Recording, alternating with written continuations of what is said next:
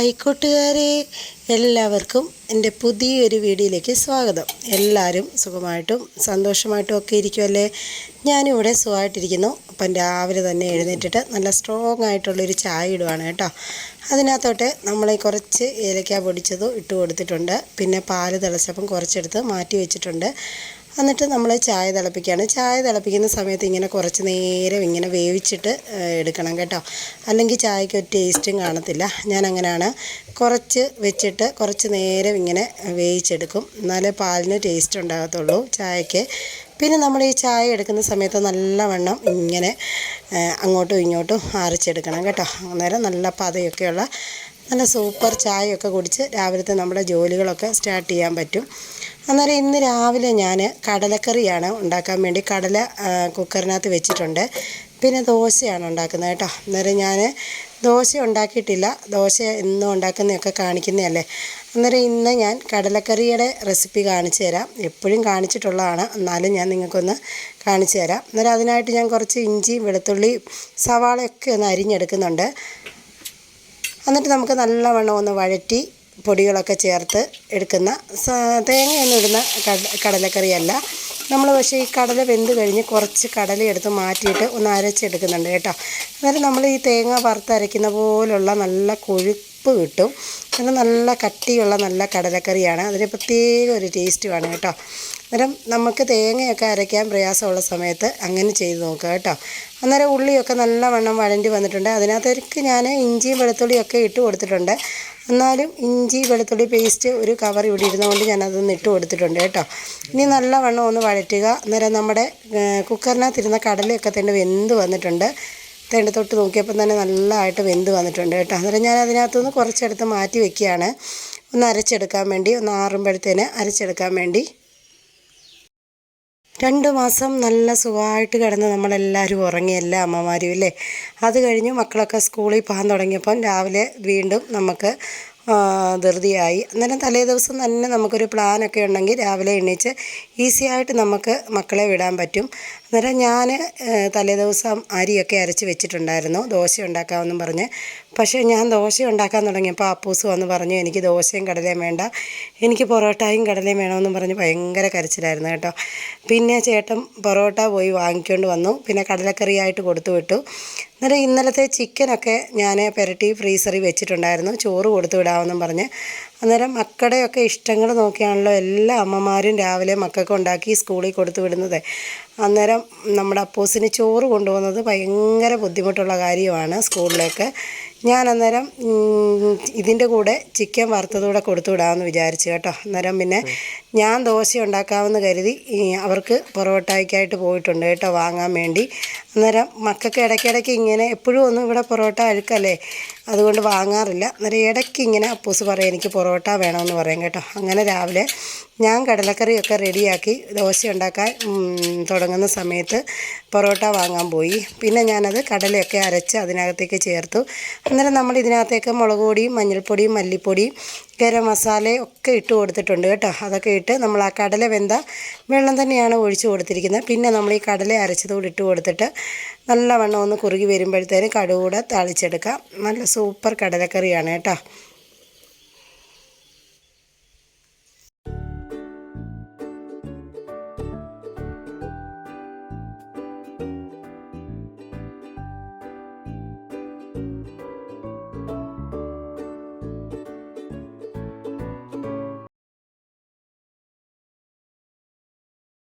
അങ്ങനെ കടലക്കറിക്കകത്തോട്ട് നമ്മൾ താളിച്ചൊഴിച്ച് കൊടുത്തിട്ടുണ്ട്.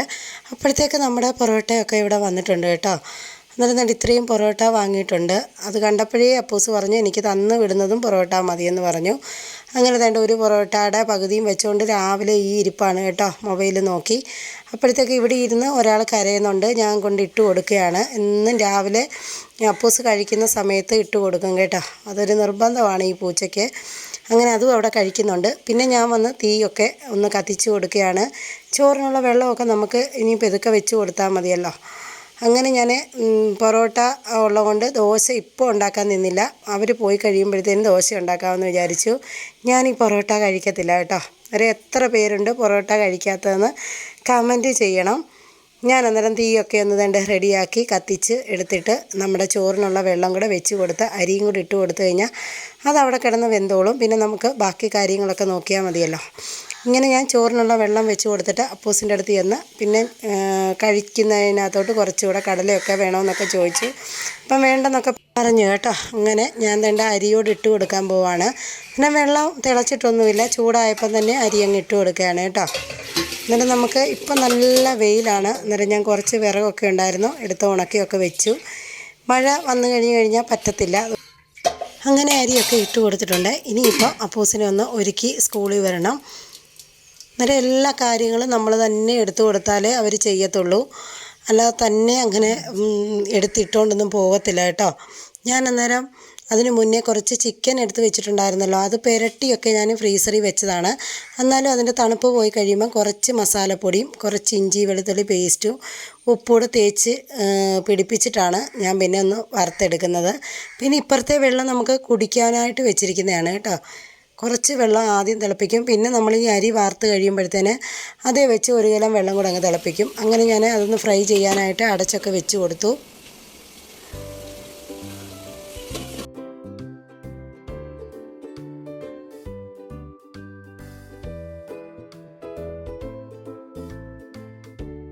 പിന്നെ ഞാൻ അവിടെ ചെന്ന് ഡ്രസ്സൊക്കെ തേച്ച് കൊടുത്ത് ഇടാനൊക്കെ പറഞ്ഞിട്ട് വന്നിട്ട് പിന്നെ അവന് കൊണ്ടുപോകാനായിട്ട് ഡപ്പയ്ക്കകത്തോട്ട് കടലക്കറി എടുത്തിട്ടുണ്ട്. പിന്നെ ചിക്കനൊക്കെ തണ്ട് വറുത്തത് 2 പീസ് എടുത്ത് പാത്രത്തിലൊക്കെ ആക്കി മേശപ്പുറത്ത് കൊണ്ട് റെഡിയാക്കി വെച്ചിട്ടുണ്ട് കേട്ടോ. ഇനിയിപ്പോൾ അവർ പോയി കഴിഞ്ഞേ ഉള്ളൂ ബാക്കിയൊക്കെ ജോലി.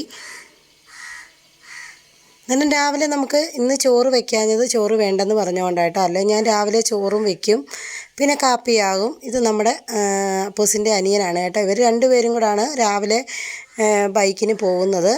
അന്നേരം തേണ്ട ഷൂ ഒക്കെ ഇടാൻ വേണ്ടി കസേര വന്നിരിക്കുകയാണ്. ഇവരുടെ സ്കൂള് ഇവിടെ തകഴിയിലാണ് കേട്ടോ. ഇന്നാളൊരു കമൻറ്റ് വന്നിട്ടുണ്ടായിരുന്നു, എവിടെ അപ്പൂസ് പഠിക്കുന്നതെന്നും ചോദിച്ച്. അന്നേരം നമ്മുടെ തകഴി കാർമൽ ഇംഗ്ലീഷ് മീഡിയം സ്കൂളിലാണ് അപ്പൂസ് പഠിക്കുന്നത് കേട്ടോ. 5ാം ക്ലാസ്സിലാണ് അപ്പൂസ്. അങ്ങനെ തേണ്ട അവരൊക്കെ പോവാണ്. പോയി കഴിഞ്ഞാണ് ഇനി നമ്മുടെ ജോലികളൊക്കെ ഇനിയും കിടക്കുന്നത് കേട്ടോ. പിന്നെ ഞാൻ വന്ന് തേണ്ട ദോശയൊക്കെ ഉണ്ടാക്കി. നല്ല അടിപൊളി ദോശയാണ് കേട്ടോ. ദോശയും കടലക്കറി. എനിക്ക് ഈ ദോശയാണ് ഇഷ്ടം കേട്ടോ. നമ്മുടെ ടിനോപ്പനാണ് എനിക്കിന്ന് വീഡിയോ ഒക്കെ എടുത്തു തരുന്നത്. അപ്പം ദോശയൊക്കെ ഉണ്ടാക്കി വെച്ചിട്ട് പിന്നെ നമ്മുടെ മെയിൻ ജോലി എന്ന് പറഞ്ഞു കഴിഞ്ഞാൽ പാത്രം കഴുകാണ്. ഇതെല്ലാം ഉണ്ടാക്കിയതിൻ്റെ പാത്രങ്ങൾ വാഷ് ബേസിനിൽ കൂട്ടിയിട്ടിട്ടുണ്ടായിരുന്നു. അന്നേരം രാവിലെ ഞാൻ അങ്ങനെ കൂട്ടിയിട്ടിട്ട് കഴുകും. പിന്നെ എടുക്കുന്ന പാത്രങ്ങളൊക്കെ അന്നേരം അങ്ങ് കഴുകി വയ്ക്കും കേട്ടോ. എന്നിട്ട് രാവിലെ നമുക്ക് അങ്ങനെ കഴുകിക്കൊണ്ട് നിൽക്കാൻ നേരമില്ല. അതുകൊണ്ടാണ് അങ്ങനെ പാത്രങ്ങളും ഒക്കെ കഴുകി കഴിഞ്ഞിട്ട് വേണം എനിക്ക് കാപ്പി കുടിക്കാൻ. പിന്നെ നമുക്ക് മീൻകറിയൊക്കെ വെക്കാനുണ്ട്. അതൊക്കെ ഞാൻ ഡീറ്റെയിൽ ആയിട്ട് കാണിക്കുന്നുണ്ട് ഇന്ന്.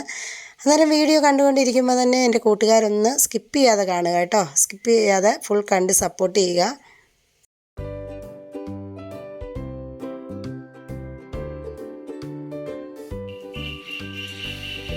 നമ്മൾ മീനൊക്കെ തേണ്ടി വെട്ടിക്കൊണ്ട് വന്നിട്ടുണ്ട്. അന്നേരം ഇന്നത്തെ മീനെന്ന് പറഞ്ഞു കഴിഞ്ഞാൽ പരലാണ് കേട്ടോ. അന്നേരം ഞാൻ എപ്പോഴും പറയണമെന്ന് ഓർക്കും വീഡിയോയിൽ, പിന്നെ മറന്നു പോകും. നമുക്ക് എന്നും ഒരു കമൻറ്റ് വരും, ഗ്ലൗസ് ഇട്ടുകൊണ്ട് നമ്മൾ മീൻ വെട്ടുകയും ജോലി ചെയ്യുകയും ഒക്കെ ചെയ്യണമെന്നും പറഞ്ഞ്. ശരിക്കും നമ്മുടെ നല്ലതിനായിട്ടാണ് പറയുന്നത്. പക്ഷെ നമ്മൾ നാട്ടിൻപുറത്തെ വീട്ടമ്മമാർക്ക് ഗ്ലൗസ് ഇട്ട് ജോലി ചെയ്യാൻ വശമില്ല ഇല്ലേ? അതാണ് സത്യം. ഞാൻ സത്യം പറഞ്ഞാൽ ഇന്ന് ഗ്ലൗസ് ഇട്ട് ഈ മീൻ വെട്ട് നോക്കി കേട്ടോ. പക്ഷേ എനിക്ക് പറ്റുന്നില്ലായിരുന്നു. നമുക്ക് ആ സ്പീഡ് കിട്ടത്തില്ല മീൻ വെട്ടാൻ വേണ്ടി. അതുകൊണ്ട് വേറൊന്നുകൊണ്ടുമല്ല ഞാൻ ഗ്ലൗസ് ഇട്ട് ജോലി ചെയ്യാൻ. എപ്പോഴും എനിക്ക് കമൻറ്റ് വരും. അന്നേരം ഞാൻ ഗ്ലൗസൊക്കെ പറഞ്ഞതിന് വാങ്ങിയൊക്കെ വെച്ചിട്ടുണ്ടായിരുന്നു. പക്ഷേ അത് ഇട്ടിട്ട് എനിക്ക് ജോലി ചെയ്യാൻ പറ്റുന്നില്ല കേട്ടോ. അതുകൊണ്ടാണ്, ഒന്ന് ക്ഷമിക്കണം. അല്ലാതെ വേറൊന്നുകൊണ്ടുമല്ല. അന്നേരം ഞാൻ ഈ മീനൊക്കെ വെട്ടിക്കൊണ്ട് വന്നിട്ട് അതൊന്ന് കറി വയ്ക്കാനായിട്ട് കുറച്ച് ചുവന്നുള്ളിയാണ് ഏറെ എടുത്തിരിക്കുന്നത് കേട്ടോ. ചുവന്നുള്ളി, വെളുത്തുള്ളി, ഇഞ്ചിയും കൂടെ ഞാൻ കറിവേപ്പിലയും കൂടി ഇട്ടിട്ട് നല്ലവണ്ണം ഒന്ന് വഴറ്റിയെടുത്തിട്ട് ഈ മീൻ കറി വയ്ക്കുന്നത് അതിനകത്തേക്ക് മുളക് പൊടിയും മഞ്ഞൾപ്പൊടിയും മല്ലിപ്പൊടിയും കൂടി ഇടും. എന്നിട്ട് ഞാൻ ഇതെല്ലാം കൂടെ നല്ലവണ്ണം ഒന്ന് വാട്ടിയിട്ട് അത് അരച്ചെടുത്താണ് കുടംപുളി ഇട്ട് മീൻ കറി വയ്ക്കുന്നത്. ഈ പരൽമീൻ എന്ന് പറഞ്ഞാൽ ആറ്റുമീനാണ് കേട്ടോ. അന്നേരം ആ ആറ്റുമീൻ ഇങ്ങനെ കറി വെച്ച് കഴിഞ്ഞാൽ നല്ല ടേസ്റ്റാണ്. അന്നേരം നമ്മൾ ഇതിന് ഈ വാട്ടിയെടുക്കുന്ന ഉള്ളിക്കകത്തോട്ട് തന്നെ നമുക്ക് ഈ പൊടികളോട് ഇട്ട് കൊടുത്തിട്ട് ഇതെല്ലാം കൂടെ ഒന്ന് വഴറ്റി എടുത്തിട്ട് മിക്സിക്കകത്തിട്ട് നല്ലവണ്ണം ഒന്ന് അരച്ചെടുത്തിട്ട് തിളച്ച് വരുമ്പോഴത്തേന് കുടംപുളി ഉപ്പും ഇട്ടിട്ട് ഈ മീൻകറി വെച്ചെടുക്കാം കേട്ടോ. അങ്ങനെ നമുക്ക് ഈ ആറ്റുമീൻ കറി വയ്ക്കുന്ന സമയത്ത് ഇച്ചിരി ഉപ്പും പുളിയൊക്കെ കൂടുതൽ ഇട്ട് കൊടുക്കണം, എന്നാലേ അതിന് ടേസ്റ്റ് ഉള്ളൂ. എന്നിട്ട് ഞാൻ ഇതിനകത്ത് കുറച്ചുകൂടെ ഇഞ്ചിയും വെളുത്തുള്ളിയും പേസ്റ്റ് ഇട്ട് കൊടുക്കുന്നുണ്ട്. ഇത് ഞാനിവിടെ വാങ്ങിച്ച് വെച്ചിട്ടുണ്ടായിരുന്നെന്ന് പറഞ്ഞല്ലോ, അതുകൊണ്ട് ഞാൻ ഇട്ട് കൊടുക്കുകയാണ് കേട്ടോ. എന്നിട്ട് നല്ലവണ്ണം വഴറ്റിയെടുക്കുകയാണ്. ഇനി ഇത് കഴിഞ്ഞിട്ട് വേണം മിക്സിക്കകത്തിട്ട് നല്ലവണ്ണം ഒന്ന് അരച്ചെടുക്കാൻ വേണ്ടി. അന്നേരം ഞാനത് ആറാനായിട്ട് മാറ്റി വെച്ചിട്ടുണ്ടായിരുന്നു. പിന്നെ ഞാൻ അത് വറക്കാനായിട്ട് കുറച്ചെടുത്ത് മാറ്റി വെച്ചിട്ടുണ്ട്. അതിന് വേണ്ടി കുറച്ച് കുരുമുളക് പൊടിയും മുളക് പൊടിയും മഞ്ഞൾപ്പൊടിയും പിന്നെ ഇഞ്ചി വെളുത്തുള്ളി പേസ്റ്റ് ഉപ്പൂടി ഇട്ടിട്ട് നല്ലവണ്ണം ഒന്ന് തിരുമ്മി പിടിപ്പിച്ച് മാറ്റി വയ്ക്കാം കേട്ടോ. ഇത് ഫ്രൈ ചെയ്താൽ നല്ല ടേസ്റ്റാണ് ഇതിന് കേട്ടോ. നല്ല മൊരിച്ചെടുക്കുന്ന ഒരു മീനാണ് ആറ്റുമീൻ എന്ന് പറഞ്ഞു കഴിഞ്ഞാൽ. നിങ്ങൾക്ക് ഈ മീൻ അറിയാവോ? പരല്, പള്ളത്തി അങ്ങനെയൊക്കെയുള്ള മീനുകളില്ലേ, അന്നേരം അതിനകത്തെ പരൽ മീനാണിത്. ഇത് വെട്ടുന്നതൊന്നും ഞാൻ കാണിച്ചിട്ടില്ല കേട്ടോ. ഈ മീൻ വെട്ടാൻ അറിയാത്തവരൊക്കെ കമൻറ്റ് ചെയ്യണം, ഞാൻ ഒരു പ്രാവശ്യം കാണിച്ചു തരാം. അന്നേരം ഞാനതെല്ലാം ഒന്ന് പുരട്ടിയെടുത്ത് വെച്ചു. ഈ സമയത്തൊക്കെ നമ്മുടെ തീയെ ഒന്ന് കെട്ടുപോകുന്നുണ്ട് കേട്ടോ. അതൊക്കെ ഞാൻ ചെന്ന് വെച്ച് കൊടുത്ത് അതൊക്കെ ഒന്ന് ഇളക്കി ഇടുവാണ്. അരി വേകാറായി വരുന്നേ ഉള്ളൂ കേട്ടോ. ഈ മസാല ഉണ്ടാക്കിയ ചട്ടിക്കകത്തുനിന്ന് അതെടുത്ത് ഞാൻ മിക്സിക്കകത്തേക്ക് ഇട്ടിട്ട് പുളി വെള്ളം ഇട്ട് വെച്ചിട്ടുണ്ട് കേട്ടോ. വെള്ളത്തിലിട്ട് പുളി വെച്ചിട്ടുണ്ട്. ആ വെള്ളം ഒഴിച്ചാണ് ഇത് നമ്മൾ നല്ലവണ്ണം അരച്ചെടുക്കുന്നത്. ഈ പുളിവെള്ളം ഒഴിച്ച് അരച്ചെടുത്തിട്ട് നമുക്ക് നല്ലവണ്ണം അരച്ചെടുക്കണം കേട്ടോ. അല്ലാതെ കാരണം ഇതിനകത്തെ ഉള്ളിയും ഇഞ്ചിയും വെളുത്തുള്ളിയും എല്ലാം കിടക്കുമല്ലേ, അന്നേരം പിന്നെ നമ്മുടെ മസാലയുണ്ട്. നല്ലവണ്ണം അരച്ചെടുത്തിട്ട് ചട്ടിക്കകത്തോട്ട് ഒഴിച്ച് കൊടുക്കുക. പിന്നെ നമ്മൾ കുറച്ച് പുളി ഇട്ട് കൊടുത്ത് ഉപ്പ് ഇട്ട് കൊടുത്ത് കുറച്ച് വെള്ളം നീട്ടിയെടുക്കുക കേട്ടോ. കാരണം ഇത് നമ്മൾ ഒരുപാട് വെള്ളം ഒഴിച്ചല്ലല്ലോ അരച്ചിരിക്കുന്നത്, ആ പുളിവെള്ളത്തിൽ മാത്രമാണ്. ഇത് തിളച്ച് വരുമ്പം വേണം നമുക്ക് മീനിട്ട് കൊടുക്കാൻ. നിങ്ങളിങ്ങനെ മീൻകറി വെച്ചിട്ടില്ലെങ്കിൽ ഒന്ന് വെച്ച് നോക്കുക കേട്ടോ. നല്ല സൂപ്പർ ടേസ്റ്റാണ്. എനിക്ക് തോന്നുന്നു ഞാൻ നേരത്തെ ഇങ്ങനെ മീൻകറി വെക്കുന്ന വീഡിയോ ഇട്ടിട്ടുണ്ടെന്ന് തോന്നുന്നു, ഓർക്കുന്നില്ല. അന്നേരം നമ്മുടെ മീൻകറിക്കുള്ള ഗ്രേവിയൊക്കെ തന്നെ ഇവിടെ റെഡിയാക്കി വെച്ചിട്ടുണ്ട്. 2 കറിവേപ്പില ഞാൻ പുറത്ത് പോയി ഓടിപ്പോയി പറിച്ചുകൊണ്ട് വന്നതാണ്. കുഞ്ഞൊരു കറിവേപ്പും തൈ എനിക്കുണ്ടല്ലോ, അതിൽ നിന്ന്.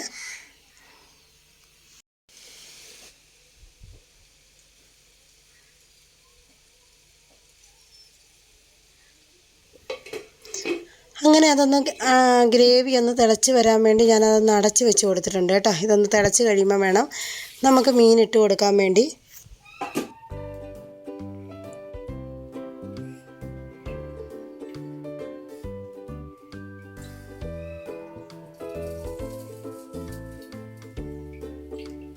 നമ്മുടെ ഇതിലേ പോകുന്ന മീനിൻ്റെ സൗണ്ടാണ് കേൾക്കുന്നത് കേട്ടോ.